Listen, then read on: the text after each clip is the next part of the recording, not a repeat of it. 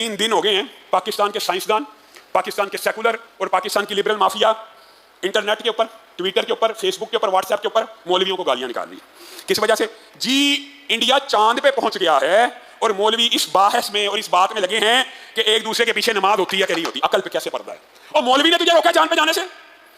یہ تھے علامہ احتشام الہی ظہیر صاحب، جو کہ بہت ہی معصوم انسان ہیں اور بڑی ہی معصومیت کے ساتھ کہہ رہے تھے کہ کیا مولویوں نے چاند پر جانے سے منع کیا ہے۔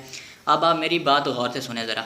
بات یہ ہے کہ جو پاکستان کے سکولوں میں، کالجز اور یونیورسٹیز میں نصاب پڑھایا جاتا ہے، وہ چاند پر تو کیا زمین پر بھی آپ کو کچھ ایجاد کرنے کے نہیں سکھاتا، اور ایجادات کرنے کے لیے، سائنس میں ترقی کرنے کے لیے سیکولر تعلیمی نظام ہونا چاہیے، سیکولر نصاب ہونا چاہیے۔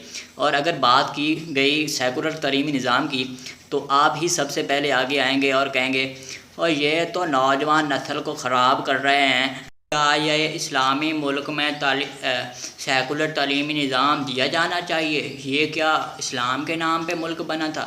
آپ یہ مت کیجئے گا، آپ لکھ کے دے دیں یہاں پہ ہم سیکولر نظام لا دیتے ہیں اور آپ چپ بیٹھیے گا، بس اتنی سی بات ہے۔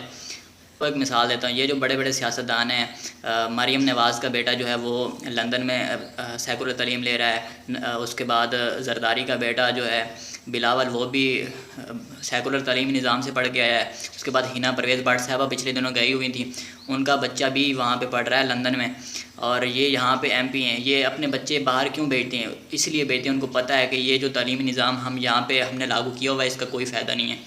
اور اس کے علاوہ مولانا طاہر القادری صاحب کا بیٹا بھی وہیں پڑھتا ہے، اس کے بعد حماد صافی ہمارے پیارے ننھے منع بھائی، وہ بھی وہیں گئے ہوئے ہیں تعلیم حاصل کرنے کے لیے۔ لہٰذا سب لوگ مطالبہ کریں کہ سیکولرزم یہاں پہ لے کے آئیں اور اپنے ملک کو ترقی دیں۔ اچھا، اور نمبر 2 بات یہ ہے کہ جن لوگوں سے انسپریشن لے کر جو ہے وہ پاکستان نے سائنس میں ترقی کرنی تھی، آپ نے ان سب کو ہی گالیاں دی ہوئی ہیں۔ عبدالسلام، چلو ٹھیک ہے، اگر وہ نان مسلم ہیں تو ہیں، ٹھیک ہے، ہمیں اس کے مذہب سے کیا تعلق ہے؟ ہمیں اس سے تعلق ہے کہ وہ ایجادات کر کے دے رہے تھے، ملک کا نام روشن کر رہے تھے، لیکن ان پہ ہم نے غیر مسلم کا لیبل لگا دیا۔ ٹھیک ہے، غیر مسلم ہے، لیکن پہلے ہم کون سا مسلمانوں کی چیزیں استعمال کر رہے ہیں؟ تو ان کو ہم نے عبرت کا نشان بنا دیا۔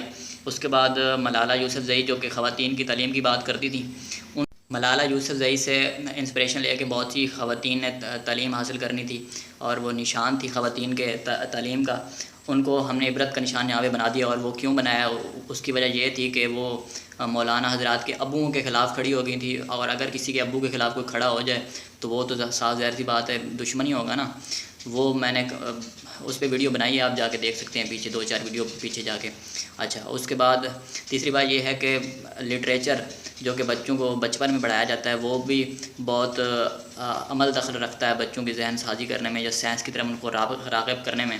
اور ہمارے ہاں ادب کون سا آتا ہے وہ بھی آپ پتہ کر لیجیے گا۔ میں یہاں پہ نام لے کے جو ہے نا اپنے اوپر کوئی ٹھپا نہیں لگوانا چاہتا۔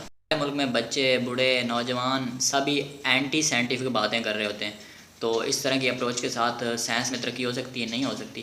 تو لہٰذا لوگوں کے گھروں تک سائنسی لٹریچر جو ہے وہ پہنچایا جائے، نہ کہ سپرفیشل سا اور اینٹی سائنٹیفک جو ہے، ٹھیک ہے۔ اس کے بعد چوتھی بات یہ ہے کہ صبح آپ ٹی وی کھولیں، دنیا نیوز سے لے کر جیو نیوز تک، یعنی کہ جتنے بھی چینل آپ دیکھیں گے وہاں پہ جو لوگ بیٹھے ہوں گے، آپ خود ہی دیکھ لیجیے کون سے لوگ بیٹھے ہوتے ہیں۔ خیر سائنسی لوگ نہیں بیٹھے ہوتے، اینٹی سائنسی لوگ وہاں پہ بیٹھے ہوتے ہیں۔ تو یہ سب کرنے کے بعد آپ کہتے ہیں کہ سائنس میں ترقی کیوں نہیں ہو رہی؟ اس موضوع پہ اور بھی لمبی بات ہو سکتی تھی، لیکن اب کے لیے یہی کافی ہے۔